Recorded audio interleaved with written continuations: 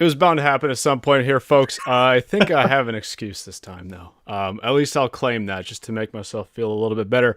What are we, 4 days late on this episode of the Rain Race podcast from what we were supposed to be doing?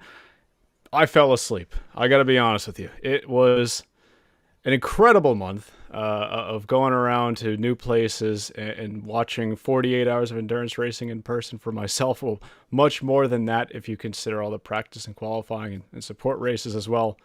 Caught up on me, that jet lag. I'll tell you what, Stu. It is a cruel and unpredictable mistress. Thought I was feeling great. Last week's Thursday show pops up. And I'm out. I was watching the IMSA highlights before, just making sure I had all my thoughts I wanted to go over.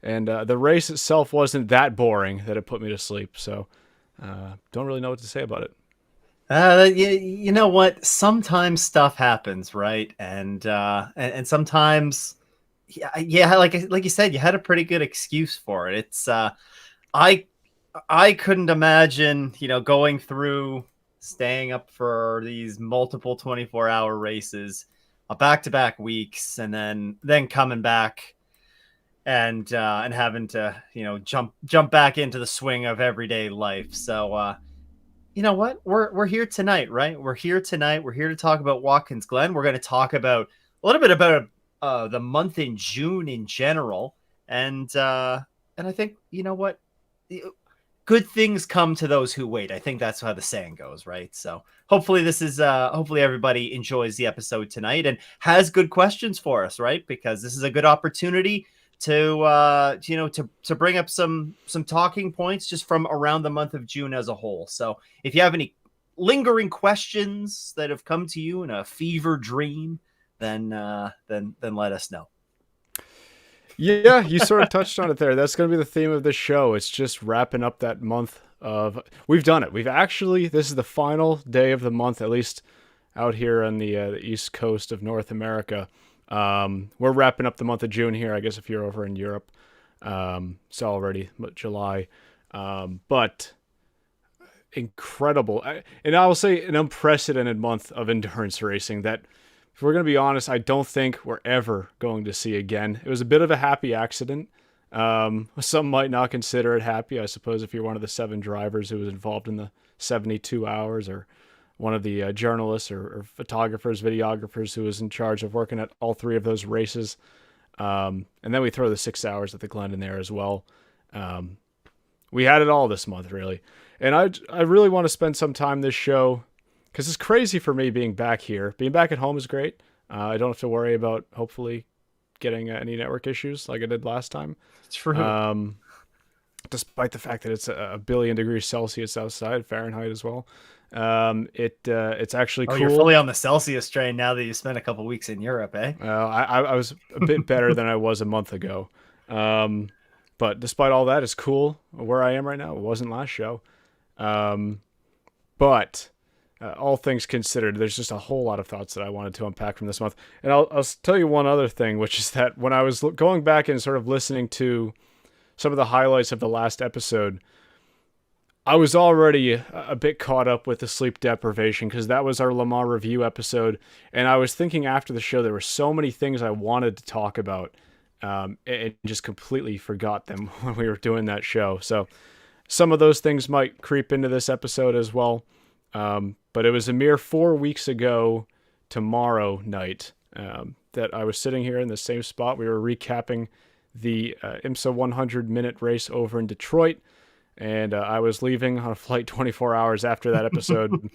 Just got home last Monday, and it feels like I spent 2 months over there rather than 2.5 weeks. So probably feels like that with the way that work has been too, right? Got Yeah. a lot to catch up on, I'm sure. Well, yeah, it was over 1,000 emails for anyone concerned. Hopping back on, but we caught up. Took about 2 days. I'll start things off here. I want to talk about the Nürburgring 24 for a little bit. I know that's, we're not going to treat that race or cover that race the same way we would an IMSA or WEC race. I know that's sort of the main focus with this podcast, but in the spirit of me being there, and in the spirit of it being part of the 72 hours of endurance, which of course we just wrapped up with the 24 hours of Spa I guess it would have been yesterday. Shows how off my True. my time scale is at this point. Um, I'll sum it up very briefly here, and I'll shoot for the top, I'd say, and say something a bit controversial. Maybe I shouldn't say this, but as a spectator event, I think the 24 Hours of Nürburgring is better than Le Mans. Ooh. I think the 24 Hours of Nürburgring as a spectator event is the best endurance race I've ever been to. It has a very unique atmosphere to it. I think all of the things you've heard about that race, where it's the Sebring on steroids, it is a 24-hour party, very much true. I can personally attest to that. But also sort of, unlike Sebring, there's sort of two sides to that race where you have the Grand Prix circuit, which is, compared to the Nordschleife, of course, very built up. The facilities at the Nürburgring are one thing I was not expecting at all, is how incredible the facilities are there on the GP circuit. There's sort of like what I would describe as like an indoor shopping mall-esque thing behind the main grandstands. Tons of vendors there. You can go to a bunch of different places to go get food. You can go shop. There's clothes stores there. There's a Subway there. You can get a sandwich foot long any way you want it. And I will not lie and say I didn't go there a few times, because that was definitely a savior. Open 24 hours during the race as well. Convenient. But on the flip side of that, you have the Nordschleife, which very much that Sebring atmosphere, but I'll say they took it a little bit further, which scary thought for some people, I think. But we had 280,000 people there for that race this year, which was a record recorded attendance for that race. In fact, I believe Le Mans, Nürburgring, and Spa all had record recorded attendances this year. With Le Mans, I believe it was about 340,000. Nürburgring was 280,000. And Spa was 170, I want to say. Somewhere in that ballpark. But I'm getting sidetracked here already. Now, how does it work from the fan like as a spectator at the Nürburgring? Is the like whenever you go to a normal race weekend, you go in, you get your ticket checked or whatever, and then you carry on in. Is that different at the Nürburgring? Like, is it only the GP portion that you really need a ticket for, or is the whole track, like, because it's such a long track, right? Yeah, right. How does that work? Well, I think the biggest thing about it is just how relaxed it is, especially after coming from the 24 Hours of Le Mans. I think doing those two races back to back, you really gain a lot of perspective. For better or for worse, there was no security at the Nürburgring 24 hours. If you go walk into the gate at Le Mans, you're going to go through a bag check. Depending on what time of night it is, they might just wave you through a little bit. But the Nürburgring is very much, we paid, I think it was 77 euros, so about $90 for a 4-day ticket there, general admission. And that essentially, there are certainly restricted areas where you just can't go to. But that'll get you around the entirety of the track. There are certain areas, like you said, you can't stand. But you could walk an entire lap around the combined circuit with that $90 general admission ticket. I think both races, honestly, I'm not going to endorse it, but you can definitely sort of sneak in a little bit. There are areas, of course, at both races. At the Nürburgring in particular, it is easier to just get around without a ticket. But I don't know if that really answers your question too much. I will say it was very relaxed, though. Okay. Once you're sort of in the grounds, it's very easy to get where you want to go. And I don't really know what they could have done. Yeah. Be more it would be it's challenging. Very difficult to police a circuit that long. Yeah. So much wilderness sort of around that circuit too. Yeah. And did you get out to like the camping areas and stuff and check out? Of course. Yeah. Of course. That's where I'm sure the party atmosphere that you alluded to, kind of the heart of it was there, I'm sure. Yeah. So on Thursday, the first practice day, we started out the day at the GP circuit, which was sort of like a home base. It's over near where the cars are parked. That's where you've got all the options for food. Very easy going over there. You could spend an entire 24 hours on the Grand Prix circuit if you wanted to.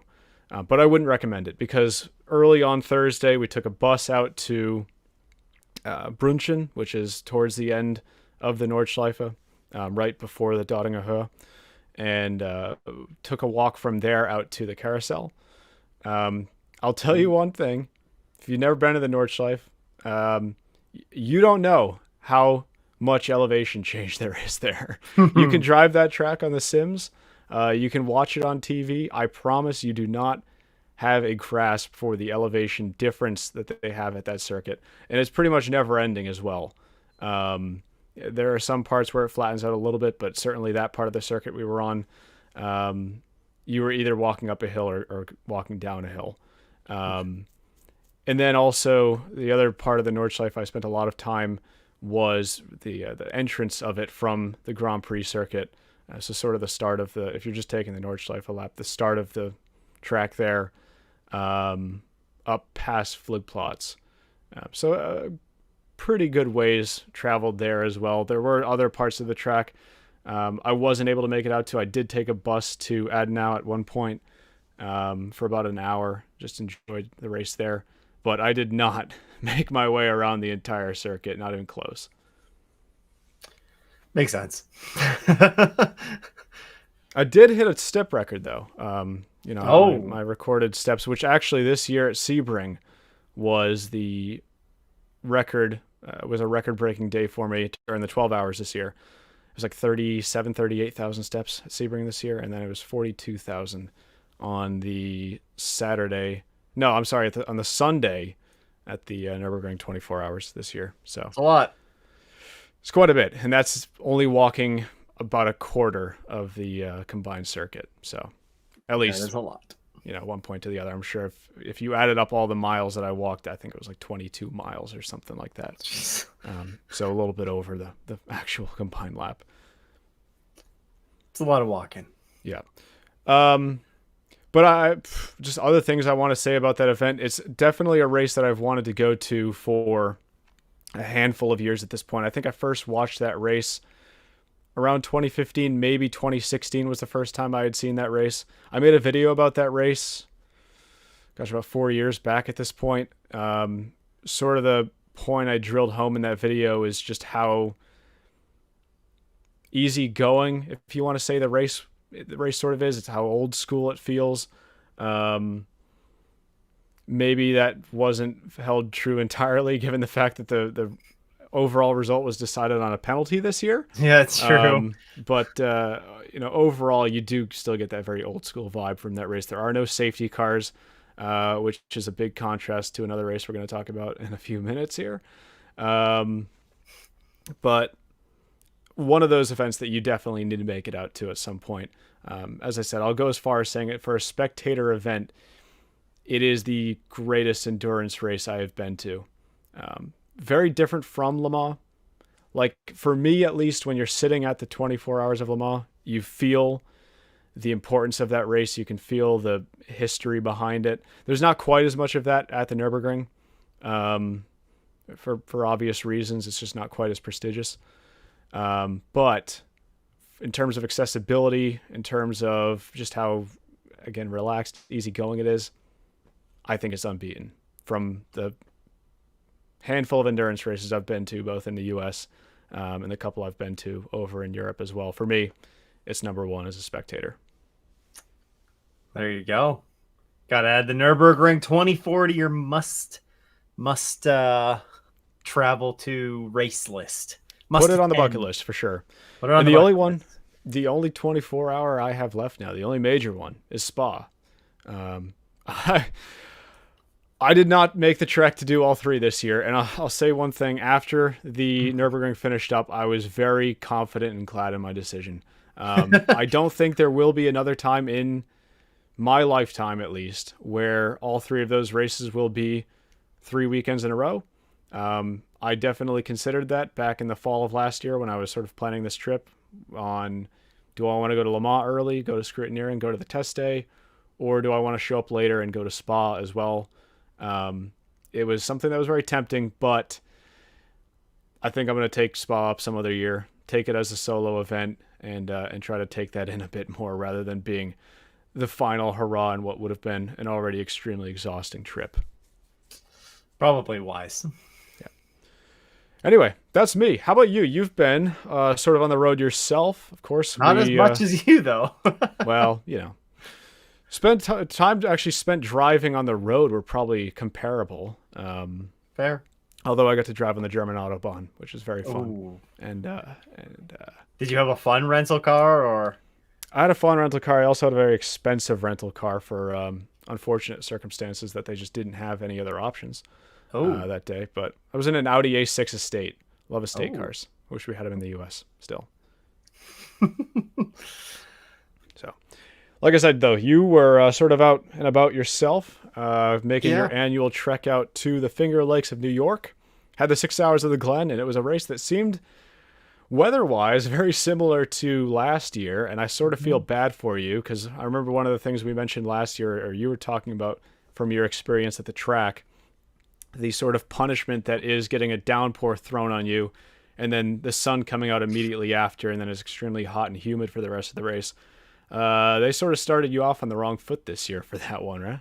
Yeah, they certainly did. It monitoring the weather going into it, it was it looked okay at first, and then it just slowly got more not favorable, I guess, as the week went on. Of course, by this point we've probably all seen the highlights or have an understanding of what happened, generally speaking, at the beginning of the race. But another torrential downpour again in the first hour of the race, I believe. First hour, in the first 15 minutes, I thought. It was really early on. All the AMs were still in the car. All the bronze drivers were still in the car for LMP2, so it definitely had to be very early on. Absolute downpour, comparable to last year's. Thankfully, we didn't really get the same. We did have accidents. There was the 45 was unfortunately the one that ultimately brought the 45 Lamborghini ultimately brought out a full course yellow after losing it on the exit curb in turn one. But really looking back at that may have been like it was very unfortunate for the 45, but may have saved a lot of other cars as well. We saw what happened last year when that downpour rolled through.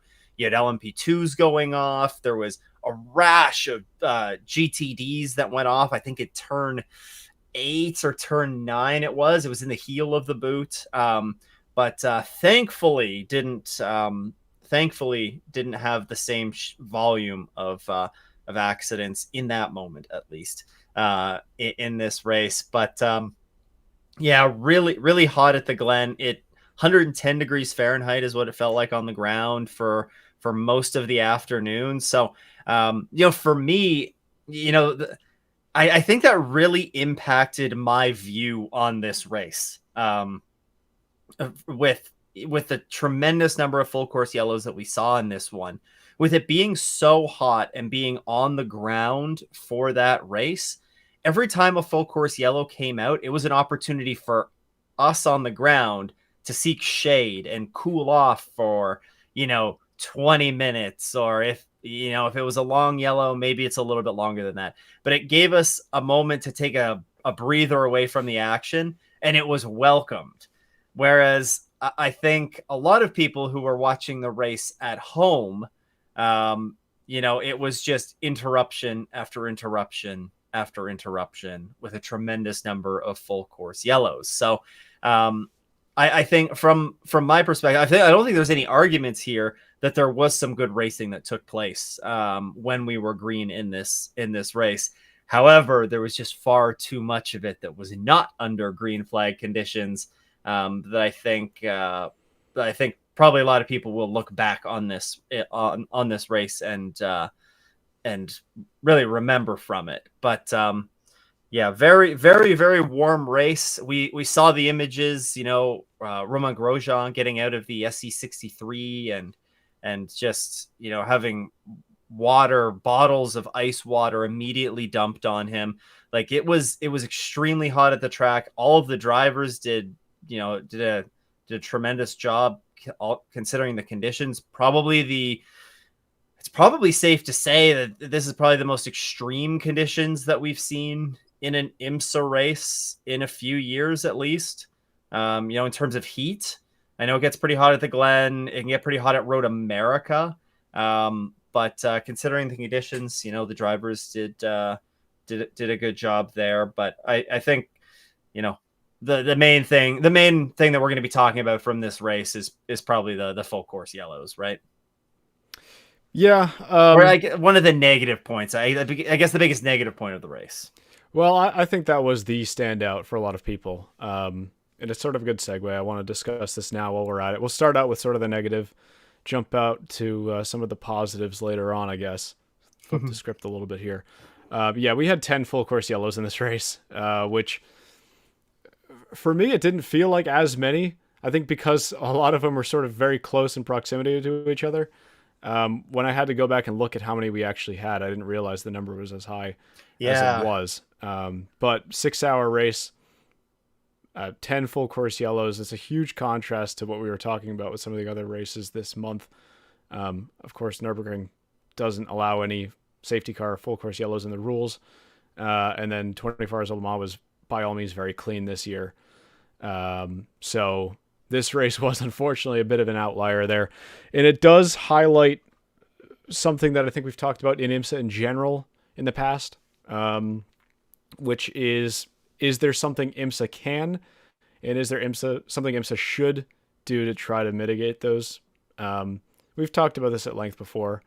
I think you and I have come to the general consensus that yes, they can if they want to try to implement something like a virtual full course yellow to neutralize the field down to, let's say, 40 miles per hour, 60 kilometers per hour, while they go take care of debris or something small like that.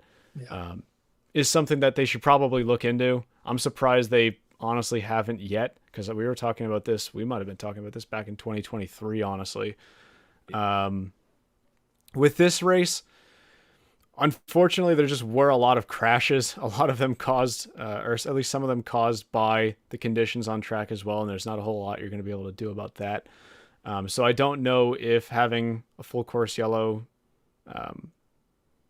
virtual safety car situation involved would have changed a whole lot for this race, but it at least did re-spark the conversation.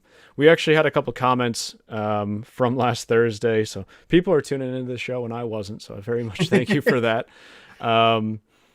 Justin Kidd said, I think Watkins Glen race was a rough watch for even a diehard fan, especially after how awesome Le Mans and the Nürburgring were.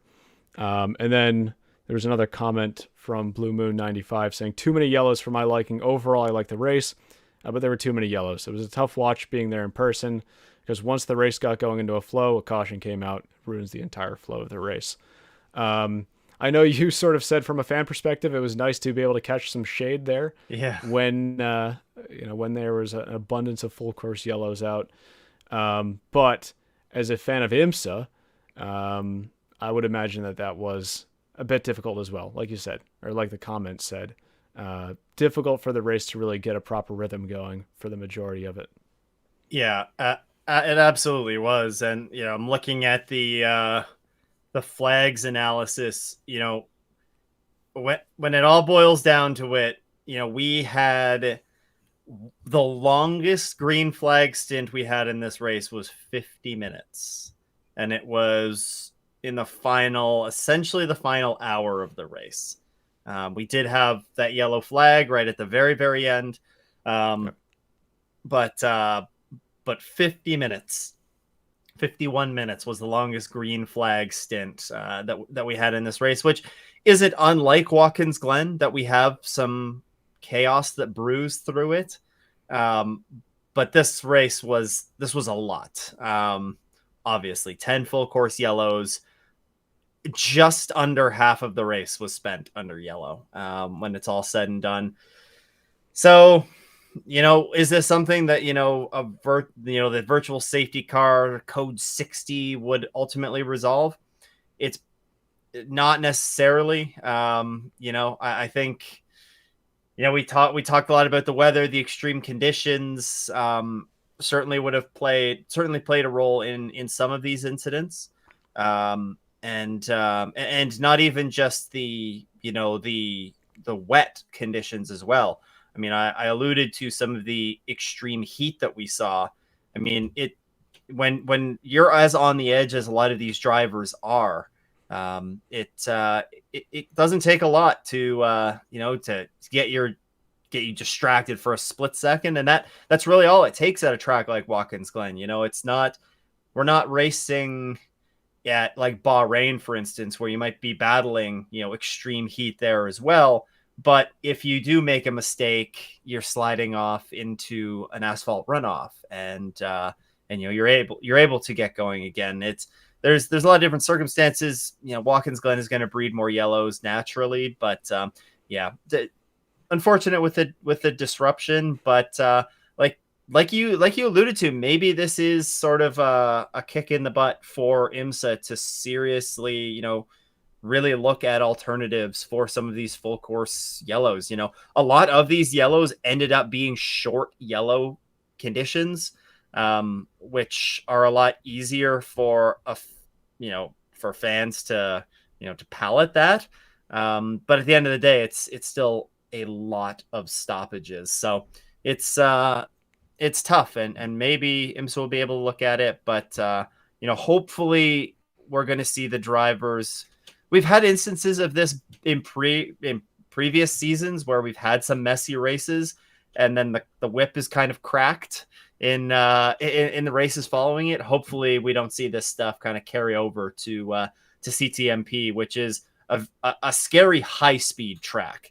Not that Watkins Glen isn't high speed. It's certainly very high speed. But we don't want to see, any driving. Not that I'm saying that there were tremendous driving standard issues, but wouldn't be surprised if we see the drivers take some extra care going into CTMP. Yeah. And I think to sort of drill this point home, Mr. Waffles in the chat saying most of the yellow flags for this race were legitimate crashes. Yeah. You can't fault the race for that. And that's sort of what I was trying to say earlier, where I don't think code 60s in this race would have made that much of a difference. Maybe it would have spared us one or two full course yellows. But overall, that's just sort of the way this race unfolded. Like you said, the conditions in this race were pretty brutal. Yep. Had all four classes on track here. There's a lot of cars. And sometimes that's the way the race unfolds. So yeah. At the end of the 6 hours, though, we can talk about a bit of the results now, and maybe there'll be some points as we're going through the classes that we want to tack on here. But results wise, the 60 Meyer Shank Racing, back-to-back wins for Meyer Shank Racing. There was fuel strategy that played out at the end of the GTP race, and the 60 played it pretty much perfectly. How they got that better fuel mileage than everybody else. You got to tip your cap to Tom Blomqvist for that great final stint, saving the fuel that was needed to not have to come in and ultimately make that final pit stop or that final splash that everybody else except for the 40 needed. Although the 40 actually made that splash earlier. But great, a great result for Acura. Again, back-to-back wins after the Porsche dominance that we saw early in the season, and finishing, rounding out the podium. It was a double podium for Wayne Taylor Racing and the Cadillacs. And we talked a lot about Cadillac and them needing to find something, right, and give us something. And they finally gave us something at Detroit, and they really backed that up at the Glen with a performance that arguably I think many could point to them as being, the ones that probably deserved to win this race. They showed tremendous pace throughout the entire weekend. And if it hadn't been for this, if it hadn't been for Tom Blomqvist doing Tom Blomqvist things, then the 40 would have won this race on playing that making their final pit stop, that final splash really early in that final stint. So, well done to Cadillac. You got to tip your hat to Acura as well for picking up the back-to-back wins. And one more that I definitely want to, give a nod to was the SE63. And I know that Greg mentioned it, or Greg had a question about the SC63 at least a moment ago in the chat that we'll get to. But I mean, the SC63, they went out and they led like 23, 24 laps. It was somewhere in that range on pure pace. Like, they deserved to be leading the race at that time. It wasn't like they were on some crazy strategy that just had them fall into the race win there. They were legitimately leading the race on merit, and they were able to hold that lead for a solid stint of that race. So well done to the SC63. They really needed a good result, not even necessarily a good result, but just a stronger showing in this one, and I think they delivered that. So the GTP battle was a good one. We had a lot of yellows that really kept the field bunched up, but we saw some good battles while we were green, and ultimately it was a fun race to watch come the final hour of this one. Yeah, it was a bit of anybody's ball game in the last half hour there. With the different strategies we had going on. You left me a lot to unpack there, so I'll take it one point at a time here. The first thing I would say is, if we don't have that final short yellow, which was about 6 minutes with about 10 minutes left in the race. I think it left us with like a 4-minute shootout. A few laps. I think the dynamic of the race is shifted on its head entirely if you don't have that last yellow, because not only did we have fuel/energy play a big factor in the GTP race at the finish, it also played a factor in the GTD race as well in a pretty big way, and in GTD Pro as well, actually. So one of the standout ones I felt bad for, honestly, were the 31 team. If that yellow went, I think, one lap longer, maybe we would have been talking about how they were finally able to break that winless streak that they've been on since Sebring of 2023. Had to remind myself of that during this race on the last time they'd won. They were very close to snapping out of that. They had to pit on going on to the final lap here. And unfortunately, that was the end of it for them. I think if you also don't have that yellow come out at all at the end, I think you can throw the 60 out for picking up the race win there. I was trying to remember who was where with energy towards the end of that race in the GTP class. I think, would you say the 40 would have been? So the 40 the 40 made the decision they were farther down in the class when they went green for that final hour. So they decided to come in early in that stint, do the fuel top up then, rather than later in the stint. They kind of got in some clean air. They were able to run lap times kind of free of traffic, basically. And we're able to leapfrog a lot of competitors doing that. So that's how the 40 kind of boosted themselves up at the end. Yeah, so I'm trying to think of who would have been in the best position at the end with not needing to make an extra stop, because I do think the 60 almost certainly would have had to stop. Well, are you saying if that last full course yellow didn't happen? If last full course yellow didn't happen, I think we're talking about a Wayne Taylor Racing one too. That's sort of what I was thinking. Yeah. So again, that last yellow really shifted this race, I think, in quite a big way. Talk about. And sorry, one more thing there too is I think the 6 Porsche was also on I think they did something similar. I think they might have boxed a little bit early too, in that final stint. Maybe I'm misremembering, but it kind of catapulted them up the order, because the Porsches really weren't all that strong in this weekend at all. And this ending kind of, I don't want to say gifted them a fourth place finish, but it certainly contributed to probably a couple of position improvement from where they were likely headed to finish. Right. Yeah, definitely a poor weekend. I would say actually easily the worst race of the season for Porsche Penske Motorsport. Yeah. Just to make a quick comment on that while we can, while it fits in. Of course, the 7 car I think was a big talking point this race. Nick Tandy, driving the car at the time, spun it on his own at the exit of turn 1.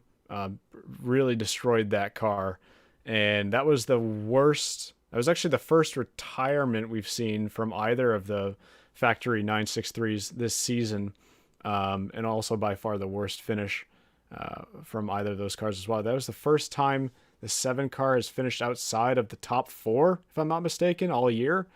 So maybe making the championship battle a little bit more interesting than it was going in, I guess.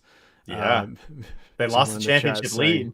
Yeah, someone in the chat saying crashing on their own to make the championship more interesting. One of the talking points I had going into this race was, can anybody maximize on this sort of mid-season position right now? Because we're starting to run down on races with the GTP cars. Mm-hmm. 4 to go or 3 to go. Yeah, we're not going to be seeing them at CTMP. We're not going to be seeing them at VIR. So there's 2 races left in the remainder of the WeatherTech Championship. We won't see those GTP cars on track. Is it too little too late for a team like Meyer Shank? I know the 93 wasn't as strong here as they were at Detroit, so they weren't able to sort of maximize on that rough weekend for Porsche, but at least Porsche helping the others out a little bit, but I'm not sure if it's going to matter too much in the end. I'll tell you what, it's not just Meyer Shank that would claw their way back into it. Outside of the top 2, the 6 and the 7 Porsches, they're about 250 points, a little bit less than 250 points ahead of the field right now. But you have the 93 Acura, the 24 BMW, the 10 and the 10 Wayne Taylor Racing Cadillac. They're separated by 17 points in the standings right now. So you have the 4 full season manufacturers all represented in the top 5. And you have 3 of them that are really tightly packed together after varying degrees of success or failure here at Watkins Glen. So if Porsche slips up, then any of those 3 could jump into the fight. Probably going to be a bit of a challenge. Porsche's been, historically strong at Road America, but I think Acura won there in year 1. So maybe you could look to them to be strong again at Road America. 250 point gap, or almost 250 point gap, though, is it's a lot to make up, even with 3 races to go. So we'll have to see, I suppose. It is crazy we're talking about that 10 Cadillac as a sleeper pick and the best of the rest, though, because you and I have spent the majority of this season, unfortunately for them, talking about how disappointing Wayne Taylor Racing has been this year. So for them to sort of be that, up there with the BMWs and the Meyer Shanks who have picked up a win each now, bit surprising to me. I mean, you mentioned, to be up there with the BMWs, but the BMWs are really ones that have slipped. I want to, I don't know if I want to call it slipped, like the BMW and the Porsche in this race at the Glen, the BOP had a big impact on them. That was very obvious. I think for anybody that was watching it, whether it was, I don't think it was necessarily just the changes that were made specifically for Watkins Glen. I think some of those changes that were made going into Detroit really shone through in this event, and made the struggles maybe a little bit more than what many of us may have expected. But regardless, I mean, BMW still had the 25 didn't finish this race. They had a crash in the carousel, I believe, Yes. of this one that ultimately led to the retirement of the car. So, even all things aside, like they it was not a good weekend for them. But we'll see how things shape up going into Road America for the GTPs. I think there's a fair number of similarities between Watkins Glen and Road America. Both are high speed tracks. Kind of maybe Road America is not quite as flowing per se as the Glen is, but still lots of similarities there. So we'll see how the governing bodies make their adjustments and carry on from here. But all that to say, I mean, you can't take away from what Cadillac and the impressive runs that Cadillac Acura had this weekend. Yeah.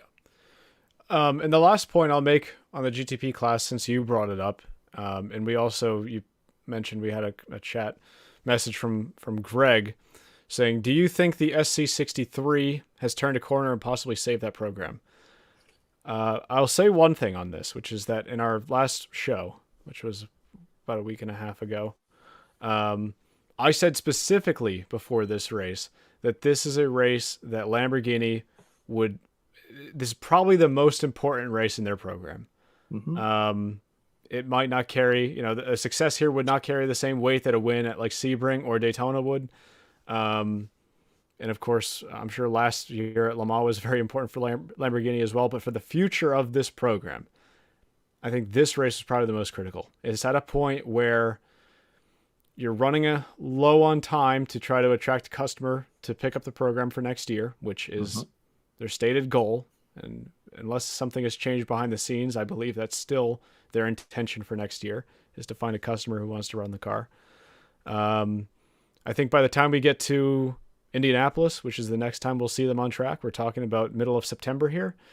I think that's too late to try to put up a performance that's going to sign somebody on for next year. And then certainly Petit Le Mans, I think that's out of the question at that point for getting somebody for 2026. So what we did see here, and what you mentioned, although we didn't see it really reflected in the race result, unfortunately, was probably alongside Indianapolis last year, the best performance we've seen from the SC63 in IMSA, and I'll include the WEC last year as well. Like you said, leading over 20 laps on pace. I think the number I saw was 27, if I'm not mistaken. Laps, they were genuinely competitive in the earlier parts of the race. By all means, a fantastic drive from both Romain Grosjean and Daniel Kvyat, who both put in incredible stints in that car, and it was really reflected in how exhausted they were getting out of that car this race. I think Grosjean said they extracted absolutely everything they were able to performance-wise from that car this weekend. So I think what they showed this weekend is what they had to do. Unfortunately, they weren't able to break into the top 5 in the actual results. I think that would have been even better for them. But at least the potential was shown for what this car is capable of. It's a bit ironic that both of their really strong races come at IMSA races that were affected by the rain. Just a little funny observation I made, but I don't know. Is it too little, too late? I guess is the ultimate question. But I think without a doubt, I would say this was the best performance we've seen from that car, at least alongside Indianapolis last year. Although I would say this one was maybe even a little bit more impressive than that, because I actually finished the race this time. Yeah, I would absolutely agree. This is the most impressive performance we've probably not only just seen stateside, but arguably in the lifespan of that car as well, at least performance wise, the most impressive one. So yeah, to go back to Greg's question, I absolutely think that, this could be a turning point for the SC63. Has it saved the program? I mean, only time will tell. I think everybody that watches the sport probably wants to see Lamborghini continue in the top class of prototypes. It just kind of feels like there's some unfinished business with that car. You want to see it get some solid results at some point in its life, and maybe this performance was enough to spark some interest in it for next year. I think you mentioned Grosjean's comment that, we got pretty much absolutely everything out of the car that we could this weekend. And I think that highlights that, yeah, there's a long way in development that this car still has to go. But it shows that, there is some potential there. So hopefully we'll be able to see, the SE63 still has 2 more races to go this year in IMSA. We got the round in Indianapolis, as you alluded to, where they did have some, they led some laps in the rain last year. That's the flatter. I think Grosjean said that specifically the flatter tracks are ones that, suits the SC63 a little bit more. So Indianapolis is about as flat of a track as you can get on the calendar. And then you have Petit Le Mans, which may be more of a challenge for that car, but a glimmer of hope in the Lamborghini camp, which I think is what just a lot of people wanted to see. A glimmer of hope, a solid weekend, and yeah, it gives us something to talk about heading into Indy. Yeah. Any other observations on the GTP class from you? No, I think that about we've talked a lot about the GTPs. Yeah, we do. We talk about where the stories are. So the LMP2 class though was also very present, and there was, what, as good as the GTP class had some great racing, but the LMP2 class just delivered. It was like nose to tail, cycling through just, I don't know how many different leaders there were in LMP2, but it felt like every time I would check the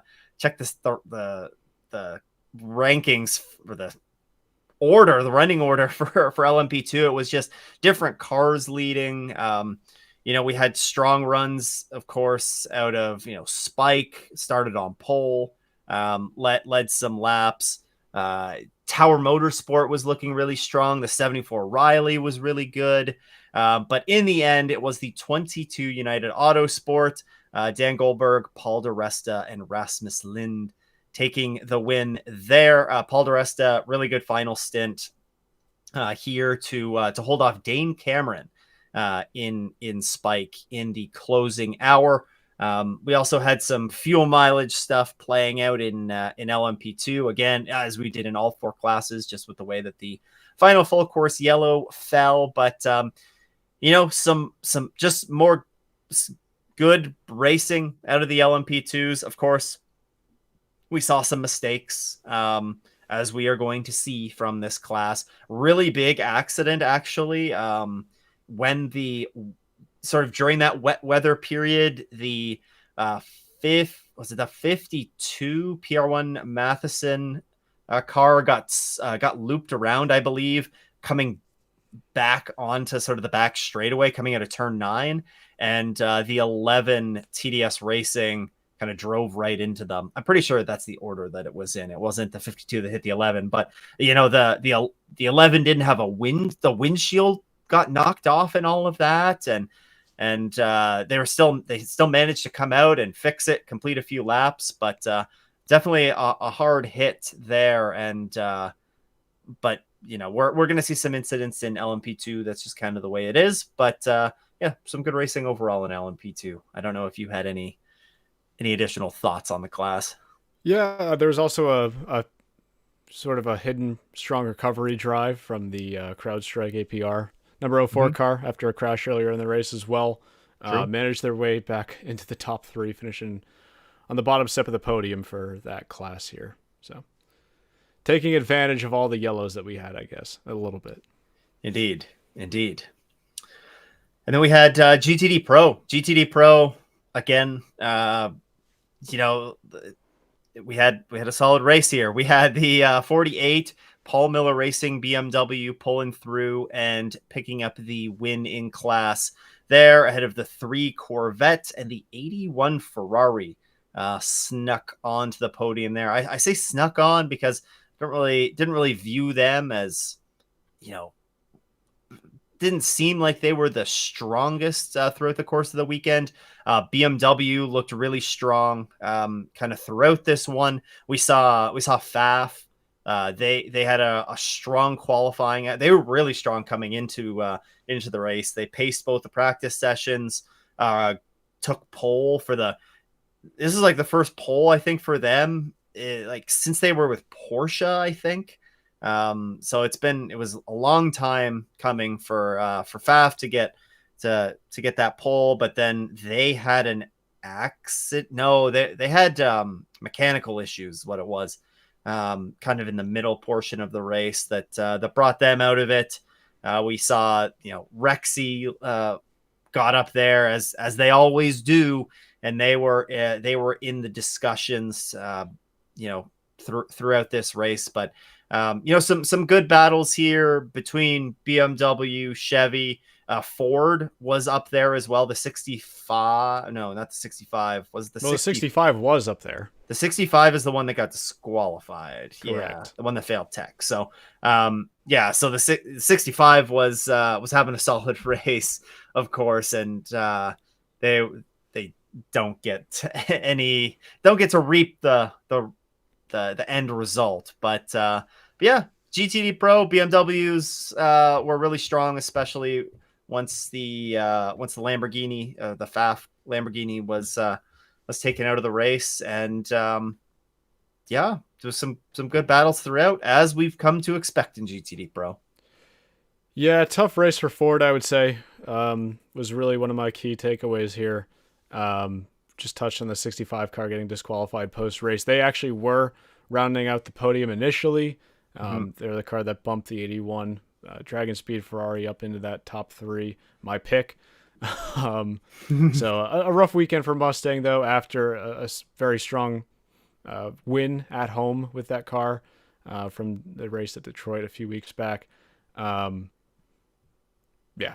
I don't know if there's a whole lot else for me to say about that one particular, but nice to see sort of a rebound of where we started out the year with Paul Miller Racing versus Corvette as well, although we kept this one a little bit more clean than we did there.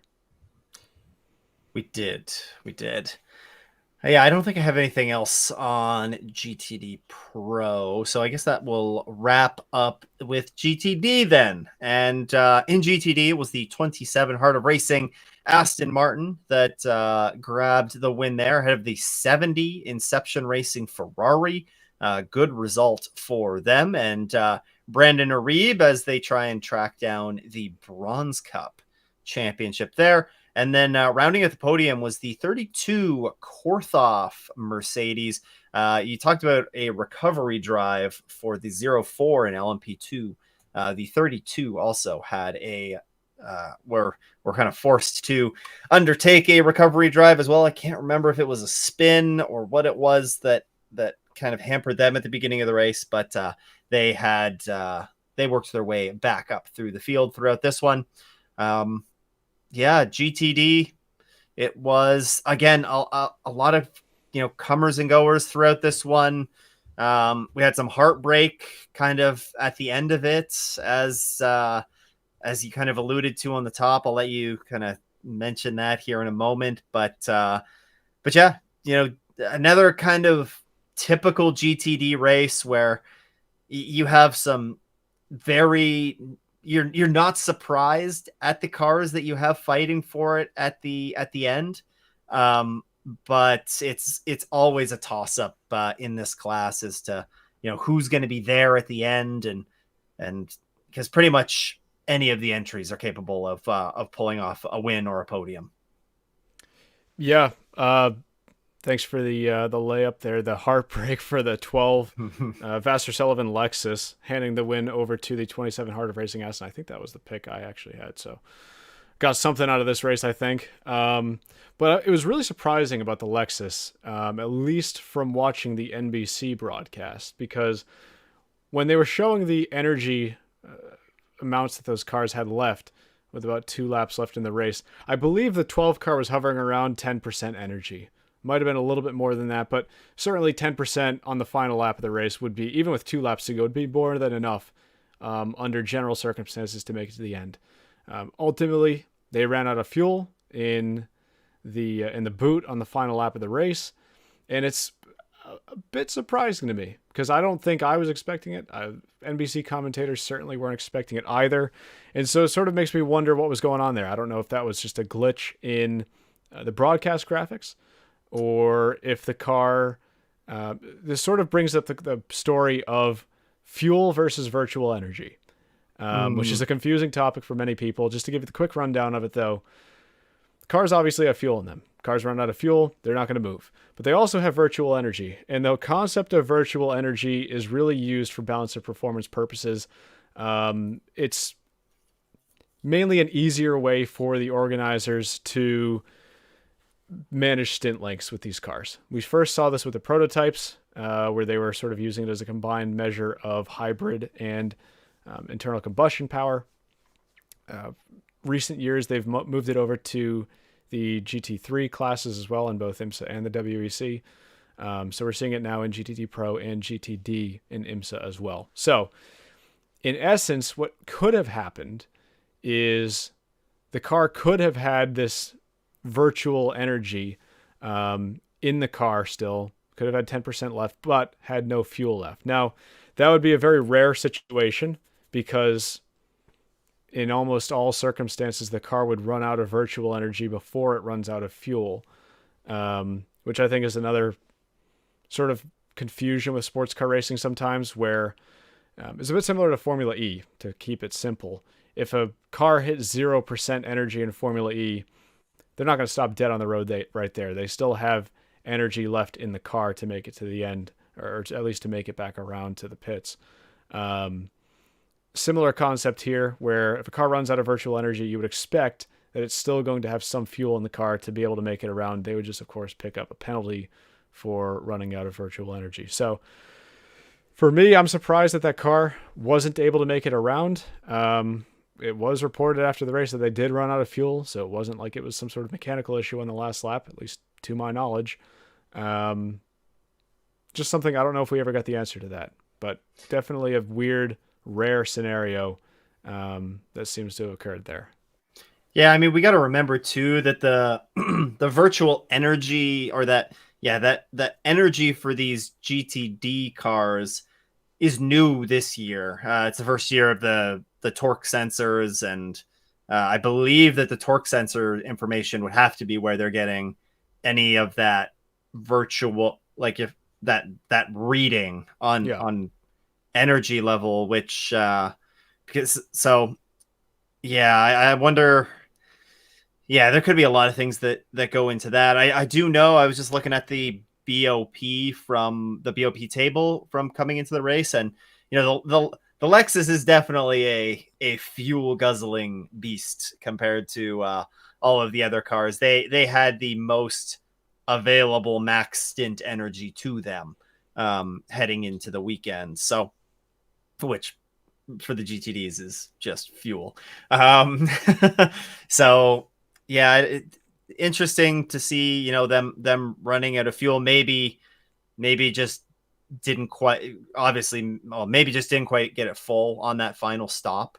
You know, that's essentially the kind of the money stop, right, for this last stint. So yeah, just unfortunate to see for them, for a team that, while in GTD, that team has been pretty solid. The 12, you know, their GTD Pro counterpart has not had a great season thus far, and you know, so Vassar Sullivan, hopefully that 12, we'll be able to see them kicking around in the championship hunt here as the season continues to roll on. But yeah, definitely a tough one for them, going from, you know, first to an eventual 11th place finish.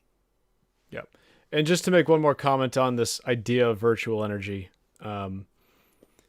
the way it works when you replenish it in the pit lane, this is especially apparent in the World Endurance Championship, although I guess IMSA probably has picked it up as well, at least on the NBC feed. When the car's in the pit lane and you see the virtual energy bar going up when the car is being fueled. When the fueler is plugged into the car, you'll be seeing that energy replenish at a certain rate. Now, that's also dictated in the BOP as well. Mm-hmm. So it is possible that they took a short splash of fuel at the end and just threw off the virtual energy somehow. Like I said, this is, to my knowledge, the first time I've seen something like this happen. I actually made a whole comment in my show notes for this episode about Watkins Glen coming down to a fuel strategy race again, because I know in the 2 years I had gone to this race in 2018 and 2021, there were also instances coming out of the final corner where a result was changed. Back then it was in the DPI class.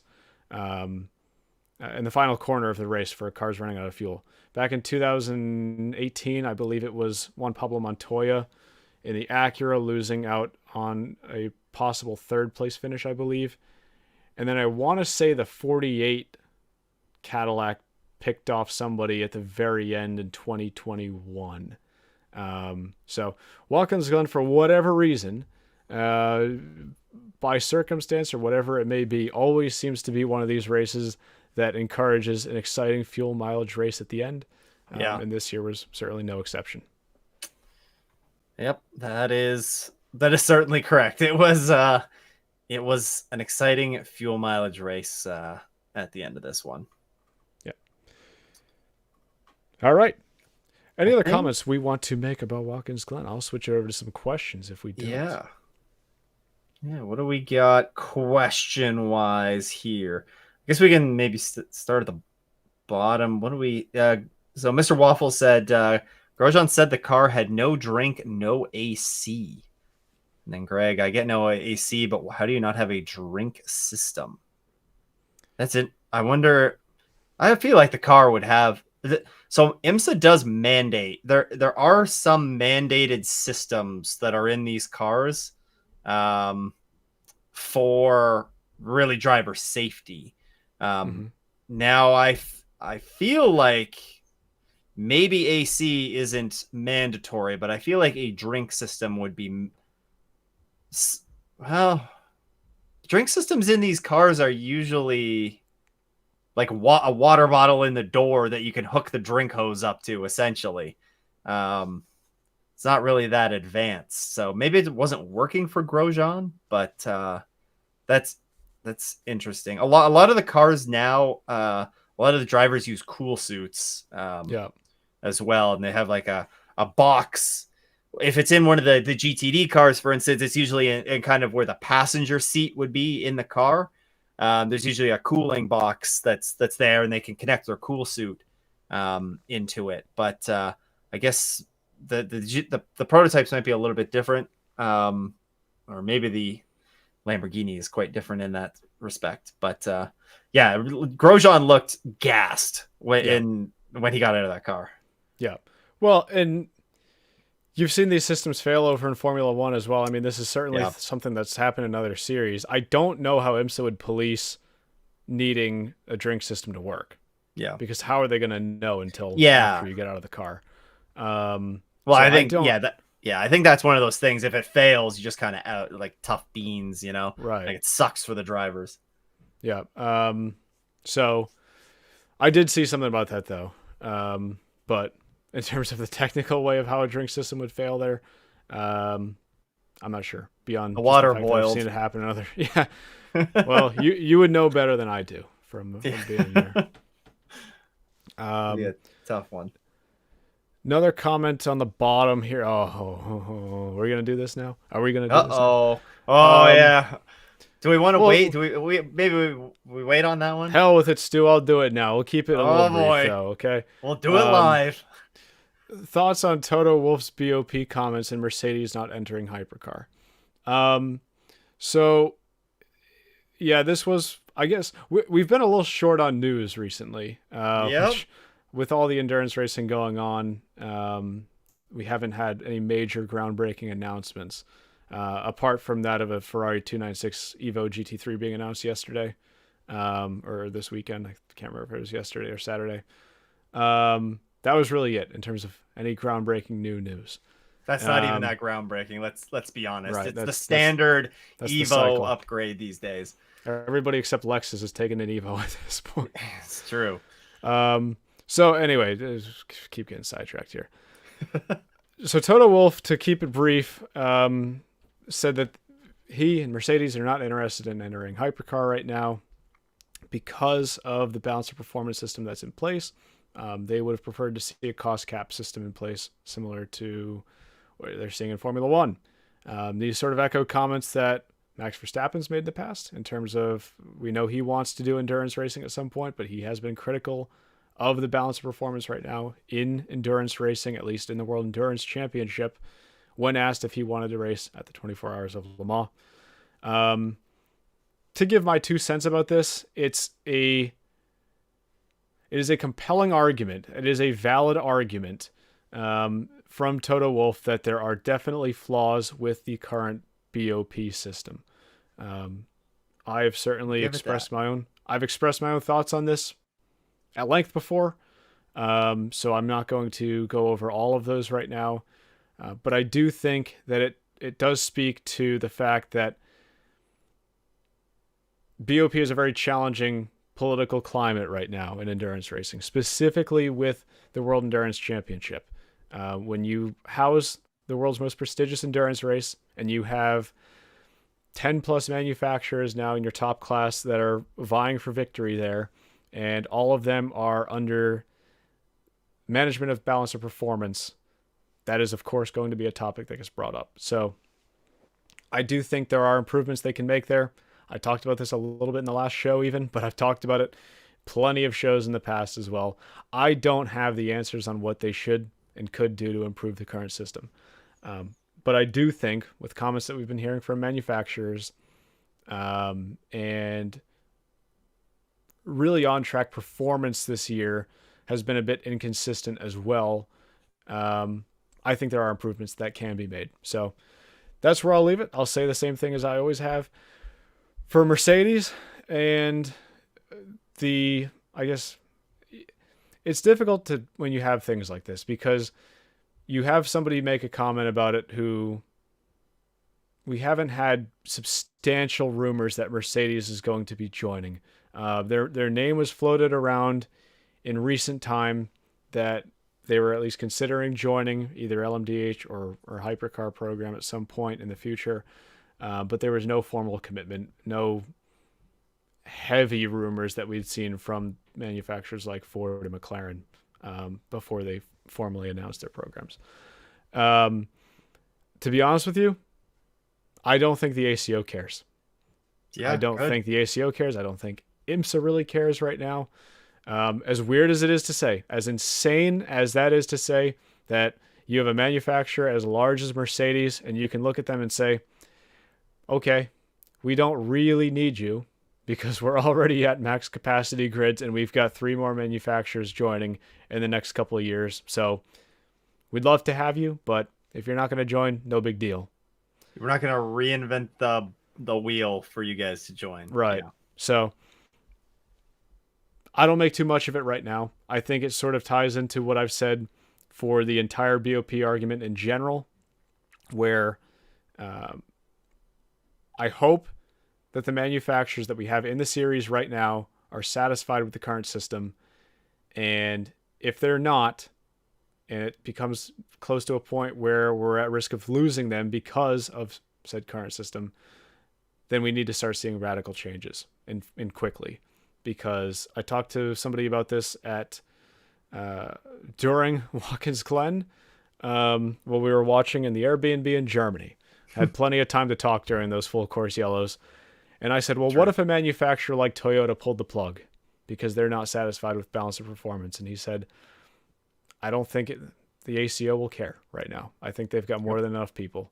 But there will be a point where they do. So I don't think that's a smart attitude to be taking right now. I've gone off the rails a little bit. You've gotten me here. Stu, do you have anything to add on to that before I go on to I mean, something else? I saw those comments and it just kind of, made me laugh. Like, it's a little bit rich coming from, Toto Wolff and, we don't want BOP. We want it to be, manufacturers developing their own stuff. And, it makes sense that they would be, one of the teams that's dominated Formula One with a formula that, of course, doesn't have, a BOP or anything like that, and is, purely down to engineering and for a time who could spend the most money. It's yeah, take it with a grain of salt, right? You mentioned the sheer number of manufacturer interest that has been expressed in this LMDH LMH formula speaks for itself, and you have some of the biggest car manufacturers in the world that are currently or soon to be entering the space. So well, there's no need to do anything. This is right. This comment probably doesn't catch as much, interest as it did for like the day or two that it did catch interest in the sports car world. If there was any other news that was coming out at that time, but there really wasn't. So, we're not going back to the LMP1 era, at least anytime soon. This is the era that we're in, the BOP era. And I think the racing that we're seeing, we're seeing a lot of good racing as a result. All right, here's what I'll say just to close this up and just to be a little bit interesting. In a perfect world where all the manufacturers think this is a great system and they're not concerned about how much money they have to spend under a system like this, if we keep all the manufacturers we have now and they're perfectly happy about it, I agree 100% with Toto Wolff.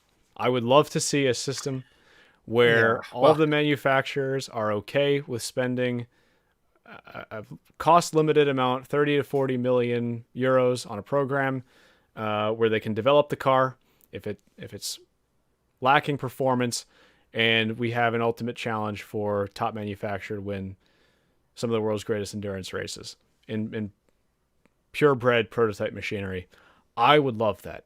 I loved what LMP1 hybrid was, even with it as expensive as it was. 2016 really was sort of the peak engineering battle of prototype racing for me. And to be honest with you, I hate the politics of balance of performance. I hate the fact that it's a main talking point around some of my favorite races in the world every year. It's not just the 24 Hours of Le Mans. We're also talking about it for Daytona. We're talking about it at the Nürburgring. We were talking about it for Spa. Yeah, so at least they didn't make changes to the BOP, right before the start of the race, like Spa. But we won't go down that road. So I do hate the politics of it, for sure. If there's one thing that I could just wave a wand and drop right away, it would be that, easily. So in a perfect world, I'm fine with that. I'm fine with a world, to be honest with you, where Ferrari wins every single race in the World Endurance Championship by 2 seconds. I don't care if that's the system that we're under. I know people disagree with me, and that's perfectly fine. Some people will love to see, cars as close as they can be. To me, if you had a system like that where it is a development war and you have one manufacturer that just develops a car better than the others and everybody else is okay with it, I'm perfectly happy with that. So there you go, Toto. In a perfect world, I agree with you 100%, but are you going to keep all the other manufacturers under a system like that? I don't think so. Let's get Toto on the pod. Toto, you want to come join us? You're welcome. The invite's here. We'll talk sports car races for an hour and a half. Sure. We will. Any time of day. Schedule. Yep. Any time of day. I'm going to jump back up here a little bit. We had a super chat earlier on, so appreciate that. Saying, this is going back to the Nürburgring 24 hours here. Hot take, Estra didn't deserve the penalty that cost them the race win. That Aston Martin closed too much and he couldn't react. In fact, if you look closely, Kevin's car flew for a second or two. Yeah, definitely a controversial, to keep it simple, call at the end of that race. One that, if you were at the track, I'll say one thing about the Nürburgring 24 hours I didn't mention earlier, is I don't think I've ever seen a race where there is as clear a fan favorite as the Grello Manthey Racing Porsches. You go there and you're like, everybody's got a Manthey shirt on or a Manthey hat on. Like, what do you, it's like an exposition here of Manthey Racing fans, and it just happens to be at a car race. So obviously that one didn't go over too great in the crowd. And you hate to see a finish like that, or a call like that, determine the finish of a race as big as the 24 hours of Nürburgring. My personal opinion on it, I got to be honest, I kind of agree with you. It was a very difficult position that Esther was put in. Um, Technically speaking, by the rule of law, it was his fault. He was the car behind, and it is his responsibility to pass safely. But you can see easily how it would have been a mistake on his end. It wasn't like he was going for a very aggressive move that really wasn't on, in my opinion. So yeah, I do have sympathy for that car, especially with the way the race had unfolded there. It's really unfortunate that, especially at a 24-hour race like that, where it really came down to two cars that were very close on track at the end. That it came down to the car that crossed the line on track in first, not actually picking up the race win. Any thoughts on that one for you? I didn't see. Well, I saw the highlight of the incident, but I didn't really get to see it that well. And I haven't watched the Nürburgring 24. Of course, I was on at the Glen, so I don't really have an educated opinion on it, other than you know there's been some big crashes at the Nürburgring in recent years. Yeah, well, That's yeah, about all I got to as there say. will continue to be. Yep. Um, Going down the list here to see if there are other questions that I know the answer to. At least there are some questions that I unfortunately don't know the answer to. Um, Going back to the Lamborghini SC63 for a little bit here. Someone's saying they definitely need to run a full season next year. The car just needs more track time. And that last point there, I 100% agree with. You mentioned earlier, Stu, the potential that this car seems to have at some of these shorter IMSA endurance races. These 6-hour races statistically have been a bit of a sweet spot for them, although they weren't able to replicate that sort of success over in the 6-hour races in the World Endurance Championship last year. Of course, that's a whole separate ball game, though. Agree with you totally, though, that this is a car that unfortunately never really got the chance that it needed to get developed. Over in IMSA last year, we only saw it running the endurance races.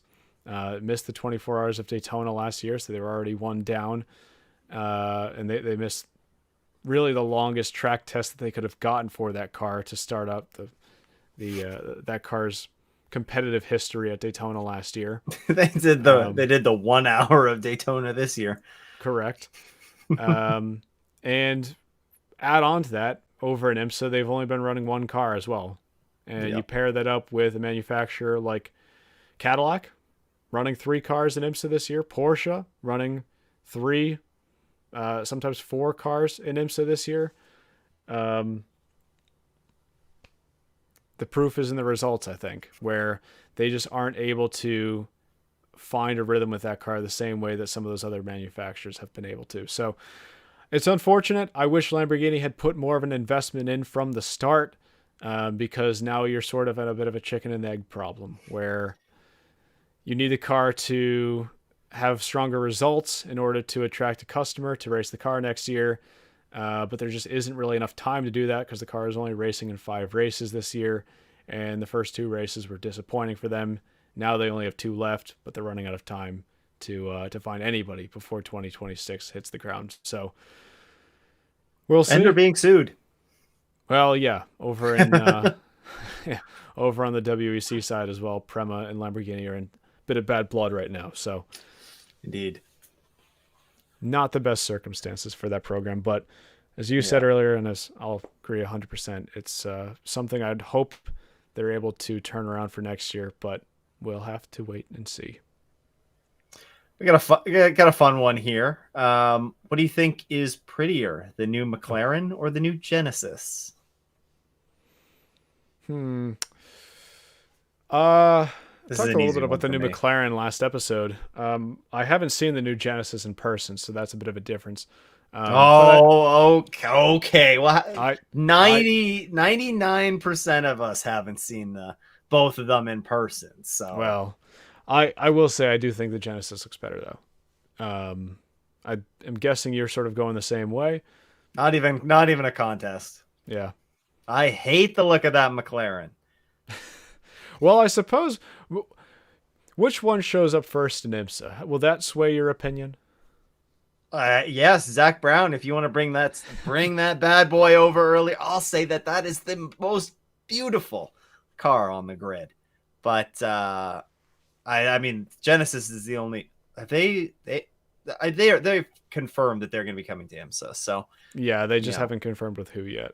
yes, yes, that's not going to influence my opinion here. That McLaren was a massive letdown for what we saw in those images. So You're I don't going know. brutal on them here. Like They better get to work. as I said Better on be the a quick last car. episode, as I said on the last episode, the fact that in the year 2025, just 3 years after we had 5 cars in the top class at Le Mans, we're complaining about, oh, the McLaren doesn't look that good. The McLaren prototype that's going to be racing in top class endurance racing doesn't look as good as I wanted it to.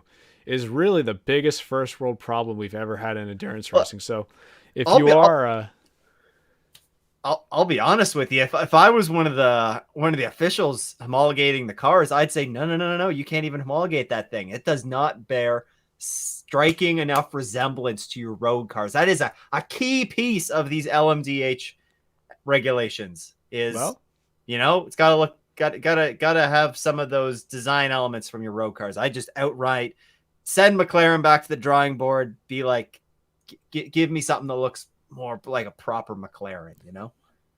they've done that before. Have they? They did that with the Nissan back in the DPI days. I believe it was Oh. the Nissan. I believe they did it with one of the LMDH cars as well. I can't remember who. I don't think it was Cadillac.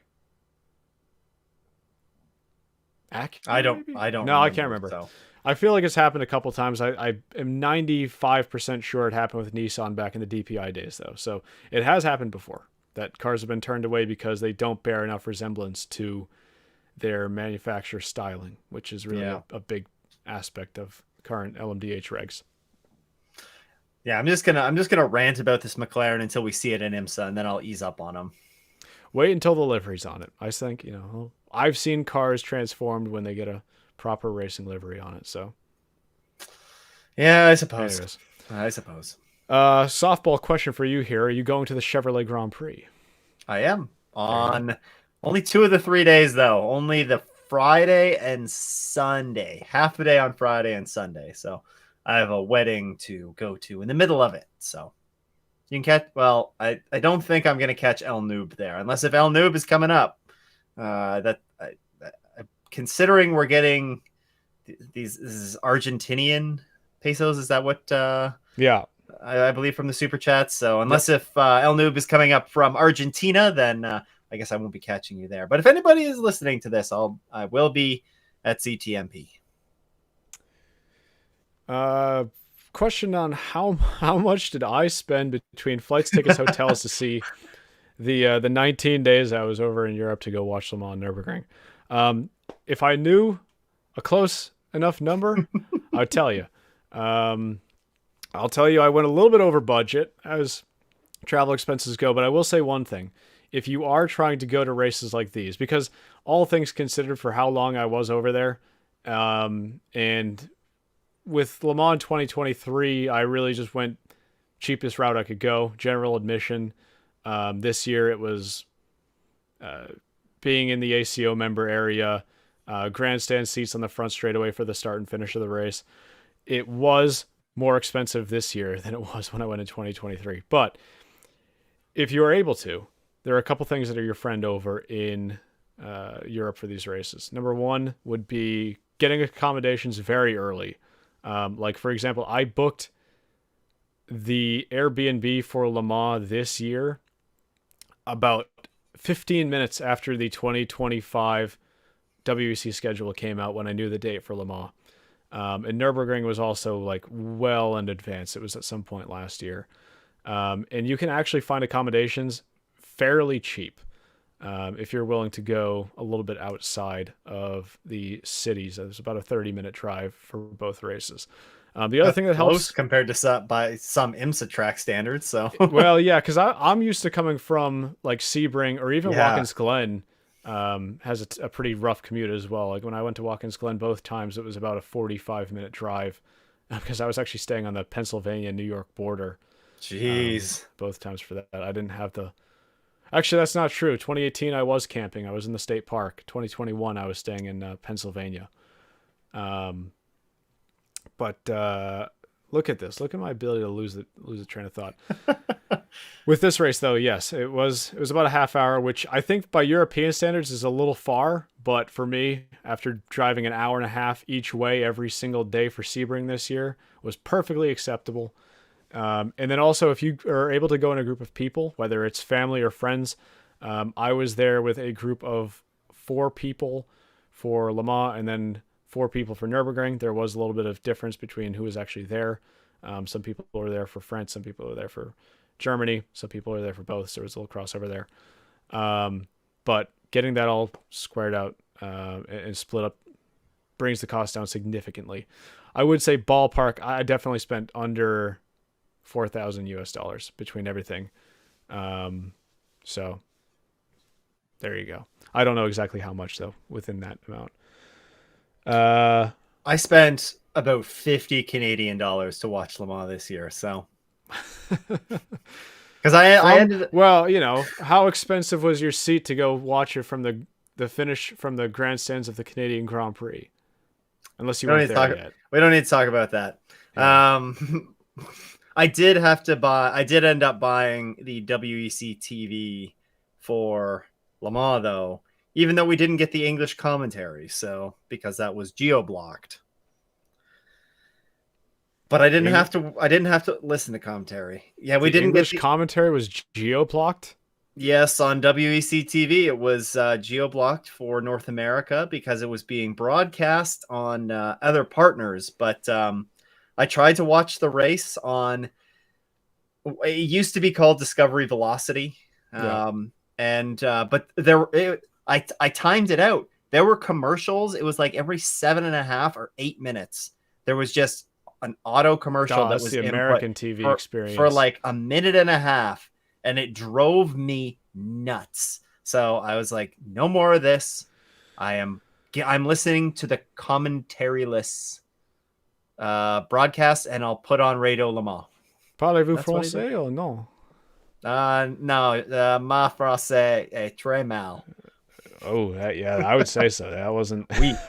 By what I know, that wasn't great. I did like 10 years of French classes too, because that's maybe you had to take Spanish maybe in school. Yeah. That's pretty much the only option I had. But I had to do French, and that's. I can barely order a burger. You combine your knowledge with mine, and maybe we'll get 1/100th of the way there. Yeah, maybe. Let's end this episode out on a happier note. Not talking about how rubbish we are at French. Do you have any favorite teams of the minor, lesser known classes of the 24 Hours of Nürburgring, like SP3 or SP8?